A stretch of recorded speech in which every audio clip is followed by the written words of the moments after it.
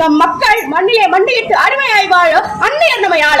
யானை காலில் சிக்கிய எறும்பை போல நம் மக்களின் துயரங்கள் நீள நாம் மீள ஒற்றுமை எனும் வாழெடுத்து போராட்டம் என போர் தொடுத்ததால் பெறப்பட்டதே இந்த சுதந்திரம். நம்முடைய சுதந்திரம் அவ்வளவு சுலபமாக கிடைத்தது இல்லை. உதிரம் சிந்தி உயிர் பலி வாங்கி கிடைத்ததே நம்முடைய சுதந்திரம்.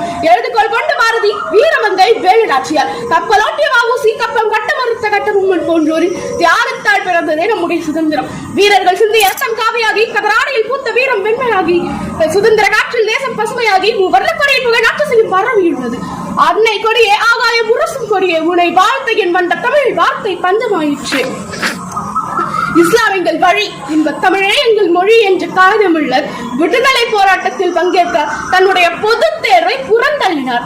அவ்வளவு கஷ்டப்பட்டு பெறப்பட்டதுதான் இந்த சுதந்திரம். ஆனால் இன்று இந்தியாவில் என்ன நடந்து கொண்டிருக்கிறது? அன்று ஆங்கிலேயன் இங்கு வந்து நம்மை அடிமையாக்கினான், இன்று நாம் அங்கு சென்று அடிமையாகினோம். இரண்டிற்கும் என்ன வித்தியாசம் என்ற கேள்வியை உங்கள் முன் வைத்து என்னுடைய உரையை நிறைவு செய்து விடைபெறுகிறேன். நன்றி, வணக்கம்.